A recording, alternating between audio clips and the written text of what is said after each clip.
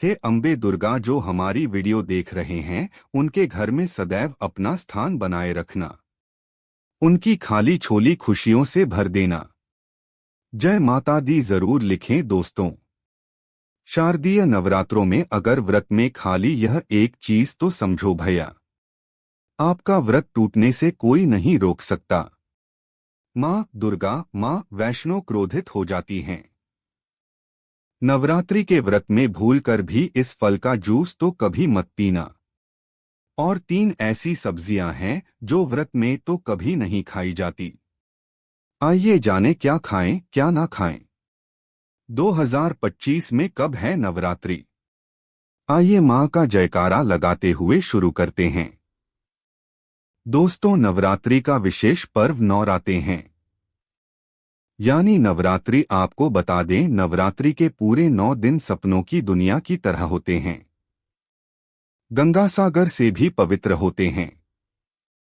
गंगासागर की हर एक बूंद की तरह पवित्र माने जाते हैं। यह शुभ 9 दिन भक्तों के जीवन में विशेष फल की सौगात लेकर आते हैं। आपको बता दें, 2025 में इस साल सोमवार से नवरात्र शुरू हो रहे हैं। इसी वजह से माता की सवारी हाथी है, जो सुख, समृद्धि और शांति का प्रतीक माना जाता है। कहा जाता है कि इससे खुशहाली, सुख, समृद्धि आती है। मां दुर्गा का हाथी पर आना अच्छी बारिश, भरपूर फसल और किसानों की समृद्धि का संकेत दे रहा है। भक्ति का आनंद, भरपूर लाभ भक्त जनों को मिलता है। दोस्तों, इस बार नवरात्रि पूरे 10 दिनों तक मनाई जाएगी। ना एक भी दिन कम ना ज्यादा, पूरे के पूरे 10 दिनों तक मनाए जाएंगे। मां वैष्णो रानी की विशेष रूप से पूजा आराधना की जाएगी। शारदीय नवरात्रि का महापर्व इस बार 2025 में 22 सितंबर दिन सोमवार से शुरू होकर 1 अक्टूबर बुधवार के दिन समाप्त होंगे। शारदीय नवरात्रि की सप्तमी 29 सितंबर सोमवार को है। नवरात्रि की सप्तमी तिथि को मां दुर्गा के 7वें स्वरूप मां कालरात्रि का पूजन किया जाता है। शारदीय नवरात्रि की अष्टमी 30 सितंबर मंगलवार को है। इसे दुर्गा अष्टमी या महाअष्टमी भी कहा जाता है। नवरात्रि की अष्टमी तिथि को मां महागौरी की पूजा की जाती है। शारदीय नवरात्रि की नवमी को महानवमी कहा जाता है। इस बार महानवमी 1 अक्टूबर बुधवार को है। नवमी तिथि पर मां दुर्गा के 9वें स्वरूप मां सिद्धिदात्री की पूजा का विधान है। कन्या पूजन आप सप्तमी, अष्टमी और नवमी इन तीनों शुभ मुहूर्त में किसी भी दिन अपने सामर्थ्य अनुसार कर सकते हैं। दोस्तों, ऐसे में शारदीय नवरात्रि पर माता दुर्गा की कृपा पाने के लिए कलश स्थापना का शुभ मुहूर्त वैदिक गणना अनुसार 22 सितंबर को घट स्थापना का शुभ समय प्रातः काल सुबह 6:09 से लेकर सुबह 8:06 तक है। इसके साथ ही अभिजीत मुहूर्त में 11:39 से लेकर दोपहर 12:28 के मध्य भी घट स्थापना कर सकते हैं। साधक अपनी सुविधा अनुसार समय पर घट स्थापना नवरात्र त्योहार की शुरुआत कर सकते हैं। मुहूर्त में की गई पूजा अति उत्तम, मंगलकारी, मनवांछित फल प्रदान करने वाली मानी जाती है। इससे समस्त देवी देवताओं की कृपा आनंद पूर्वक बरसती है और पूजा पाठ का फल कई करोड़ गुना प्राप्त होता है। दोस्तों, चलिए अब जानते हैं नवरात्रि में कौन कौन सी सब्जी नहीं खाना चाहिए और कौन कौन सी सब्जी खाना चाहिए और कौन सा फल खाने से व्रत टूट जाता है। आइए जानते हैं नवरात्रि में क्या खाएं और क्या नहीं खाएं और क्या पीना चाहिए और कौन सा फल खाना विशेष और शुभकारी माना गया है। आज हम आपको विस्तार से बताएंगे, लेकिन आगे बढ़ने से पहले कमेंट बॉक्स में अपनी राशि जरूर डाल दीजिएगा।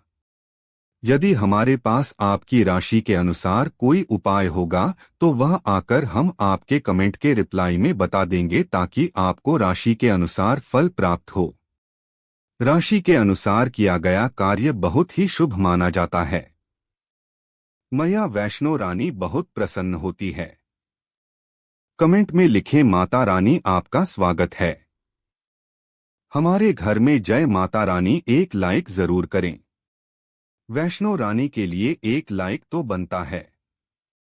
दोस्तों, शास्त्रों के अनुसार बताए गए व्रत चाहे किसी भी प्रकार के क्यों ना हो, उनसे जुड़े नियमों का पालन करना अति आवश्यक माना जाता है, क्योंकि जो मन के मुताबिक किया जाए वह संघर्ष नहीं कहलाता। कहा जाता है कि मनोकामना को पूर्ण करने के लिए थोड़ा सा संघर्ष यानी कि तपस्या तो करनी ही पड़ती है। इसीलिए ऐसी मान्यता है कि व्रत को पूर्ण विधि विधान से किया जाना चाहिए, तब आपको व्रत का पूर्ण लाभ फल प्राप्त होता है। अति उत्तम और शीघ्र दीर्घायु वरदान प्राप्त होता है। आपकी सभी मनोकामनाएं शीघ्र मैया रानी पूर्ण करती हैं। ऐसे व्यक्ति को मरने के बाद माता रानी के चरणों में स्थान मिलता है। वह सदैव मां की सेवा करता है। ऐसा भक्त स्वर्ग लोक में जाता है। इसीलिए हर शास्त्र यही कहता है कि सच्चे दिल से अगर आपके मन में ईश्वर के प्रति श्रद्धा हो तो बिन पूजा पाठ के ही सारा फल मिल जाता है। और अगर मन में ईश्वर के प्रति शंका हो तो उस मनुष्य को कई जन्मों तक सुख नहीं मिलता, वह नरक में ही भटकता रहता है। भागवत गीता में भगवान श्री कृष्ण ने स्वयं कहा था, जो मनुष्य सच्चे हृदय से ईश्वर को पुकारता है तो उसका नाता उस शक्ति से जुड़ जाता है जिसे आपने सच्चे हृदय से पुकारा था। इसीलिए भगवान भी कहते हैं कि सच्चे हृदय से ही ईश्वर को पुकारो, तो वह आपकी हर मनोकामनाओं को पूर्ण करते हैं। दोस्तों, कई लोग ऐसे हैं जो भगवान के सामने घंटों पूजा पाठ करते हैं तथा रोते हैं, फिर भी भगवान उनकी कभी नहीं सुनता। दरअसल जब आप सच्चे मन से ईश्वर को पुकारते ही नहीं है तो भला वह आपकी पुकार कैसे सुनेंगे। दोस्तों, यह तो थी वह बातें जो भक्त और भगवान के बीच की है। अब हम जानते हैं नवरात्रों के दौरान क्या नहीं खाना चाहिए और क्या नहीं पीना चाहिए और कौन सा फल खाने से व्रत संपूर्ण और सफल हो जाता है। दोस्तों, हमारे चैनल को सब्सक्राइब जरूर करें और इस बेल आइकॉन को दबाना ना भूलें। तो आइए शुरू करते हैं। दोस्तों, चाहे मर जाना भूल कर भी नवरात्रि के दिनों में पानी पूरी कभी मत खाना, क्योंकि इस दिन कभी कभी बीच में शुक्रवार पड़ जाता है और शुक्रवार को मां संतोषी का वार कहा जाता है। माता संतोषी खट्टी चीज खाने वाले व्यक्ति से हमेशा क्रोधित रहती है, नाराज रहती है, क्योंकि नवरात्रों में माता संतोषी जागृत अवस्था में हो जाती है। माता संतोषी की शक्ति नवरात्रों में कई करोड़ गुना बढ़ जाती है। नवरात्रों में जब शुक्रवार पड़ जाए तो इमली नहीं खाना चाहिए। माता संतोषी रुष्ट हो सकती है, आपको दंड दे सकती है। नींबू नहीं खाना चाहिए। वैसे तो नवरात्रि के व्रत में नींबू खा लेना चाहिए, पर अगर शुक्रवार हो तो माता संतोषी के क्रोध से बचने के लिए नींबू नहीं खाना है। इस दिन नींबू का त्याग करना चाहिए। दोस्तों, पानी पूरी क्यों नहीं खाना चाहिए? क्योंकि उसमें लहसुन प्याज होता है और खट्टा भी होता है जो व्रत को भंग कर सकता है, पाप लग सकता है। ध्यानपूर्वक अगर आप शुक्रवार को खट्टा नहीं खाते हैं तो माता संतोषी आपको धन धान्य से मालामाल कर देती है, आपके घर में अपना वास बना लेती है। बस शुक्रवार के दिन नवरात्रों के दिनों में इस चीज का त्याग करना चाहिए, पालन करना चाहिए। नवरात्रों में लहसुन, प्याज और खट्टा, फिर चाहे आपने व्रत भी नहीं रखा है, फिर भी आपको शुक्रवार के दिन या अन्य दिनों में लहसुन प्याज नहीं खाना चाहिए। लेकिन हाँ, पानी पूरी आप खा सकते हैं, वह भी जब नवरात्रि समाप्त हो जाए। दोस्तों, नवरात्रि के दिन सेब जरूर खाना चाहिए। शास्त्रों में बताया जाता है कि भगवान के भोग में सेब आदि जरूर अर्पित किया जाता है। अगर आपका व्रत है तो आपको सेब जरूर खाना चाहिए। केला, पपीता, तरबूज और मीठे अंगूर जरूर खाना चाहिए। इन फलों से व्रतधारी को शक्ति मिलती है और व्रत संपूर्ण हो जाता है। शास्त्रों में बताया जाता है कि नवरात्रों के दिनों में सीताफल जरूर खाना चाहिए। सीताफल खाने से 20 ऐसी बीमारियां हैं जो खत्म हो जाती हैं। माना जाता है नवरात्रों के दिनों में सीताफल का घर में प्रवेश होना बड़ा ही शुभ माना गया है। सीताफल खाने से नवरात्रि का व्रत सफल हो जाता है क्योंकि इसमें माता सीता का आशीर्वाद मिला हुआ होता है। माना जाता है भगवान राम के वनवास के दौर में माता सीता ने यही फल खाया था। नवरात्रि के दौरान इसे जो भी खाता है उसे दुखों का सामना नहीं करना पड़ता। सीताफल आपको जरूर खाना चाहिए। माता सीता प्रसन्न होती हैं और आशीर्वाद देती हैं। दोस्तों, नवरात्रों में तेल की तली हुई हरी मिर्च खा सकते हैं, लेकिन कम मात्रा में खाना है। व्रत के दौरान ज्यादा तीखा नहीं खाना चाहिए। व्रत में तीखा खाने से व्रतधारी की जो पेट की आंतें होती हैं उसमें जख्म हो सकते हैं, क्योंकि इस दौरान हम व्रत का पालन करते हैं तो हमारे पेट में कुछ नहीं होता। इसीलिए हल्का खाना खाना सर्वोप्रिय और उत्तम माना जाता है। व्रतधारी को रसीले आलू अवश्य खाना चाहिए। इससे हमारे शरीर में ऊर्जा की भरपूर जरूरत जो होती है पूरी हो जाती है। आप आलू का पानी पी सकते हैं। रसीले आलू जरूर खाना चाहिए। दोस्तों, नवरात्रों में भिंडी की सब्जी जरूर खाना चाहिए। भिंडी में कई ऐसे पोषक तत्व होते हैं जो हमारी हड्डियों को मजबूत बनाते हैं तथा नवरात्रों में बैंगन की सब्जी जरूर खाना चाहिए। लेकिन याद रहे, जब नवरात्रों में सोमवार पड़ जाए तो बैंगन की सब्जी मत खाना, पाप लगेगा। नवरात्रों में सब्जी में हरा धनिया जरूर डालना चाहिए। हरे धनिये से भी व्रतधारी को पोषक तत्व मिलते हैं। नवरात्रों में हरा धनिया अवश्य खाएं। इससे जो शुगर लेवल होगा वह कम हो जाएगा। नवरात्रों में रिफाइंड का तेल और सरसों का तेल भूलकर भी व्रत के दौरान नहीं खाना चाहिए। मूंगफली का तेल और देसी घी और गोले का तेल खाना अच्छा माना जाता है। दोस्तों, नवरात्रों में व्रतधारी को डब्बा बंद लस्सी, डब्बा बंद जूस नहीं पीना चाहिए। उसमें कई केमिकल मिले होते हैं जिसके कारण आपका व्रत टूट सकता है। जब भी आप फलों का जूस पिएं तो याद रखें उसमें नमक ना डालें, नहीं तो व्रत टूट जाएगा। साथ ही साथ जूस में बर्फ भी नहीं डालना चाहिए। फलों का सादा जूस पीने से व्रत सफल होता है। दोस्तों, नवरात्रि के दौरान सिंघाड़े का आटा या कुटू का आटा खाने से पहले यह देख लें कि आटा पुराना नहीं होना चाहिए, क्योंकि पुराने आटे में कीड़े वगैरह पड़ जाते हैं जिसके कारण आपका व्रत टूट सकता है, क्योंकि यह छोटे छोटे कीड़े हमें दिखाई नहीं देते और आपके मुंह तक पहुंच जाते हैं। ऐसा आटा खाना मतलब कीड़े मकोड़ों का मांस खाने के बराबर माना गया है। दोस्तों, नवरात्रि के दौरान आप शाम के समय खाने में दही ले सकते हैं। आलू वगैरह खा सकते हैं। आलू के चिप्स खा सकते हैं। साबूदाने की टिकियां बनाकर खा सकते हैं। साबूदाने की खिचड़ी खा सकते हैं। आलू के पापड़ भी खा सकते हैं। कई सब्जियां तो ऐसी है जो नवरात्रि के दौरान भोजन में शामिल कर सकते हैं। इससे आपको एनर्जी मिलेगी और व्रत सफल हो जाएगा। नवरात्रि के दौरान आप दूध पी सकते हैं जो आपको ताकत देगा। चाय वगैरह भी पी सकते हैं, लेकिन याद रहे उसमें नमक ना डालें। चाय में नमक डालने से व्रत भी टूट जाएगा और हड्डियां भी गल जाती हैं। एक बात का ध्यान रहे, व्रतधारी को पेट भर खाना यानी गले तक भोजन नहीं करना चाहिए, नहीं तो व्रत रखने का कोई भी फायदा नहीं होगा। थोड़ा थोड़ा खा सकते हैं। दोस्तों, नवरात्रि के 9 दिन आदि शक्ति मां दुर्गा को समर्पित होते हैं। नवरात्रि के 9 दिन माता रानी के 9 अलग अलग स्वरूपों का पूजन किया जाता है। नवरात्रि के 9 दिनों तक माता रानी को अलग अलग स्वरूप के हिसाब से अलग अलग पुष्प, अलग अलग भोग अर्पित किए जाते हैं।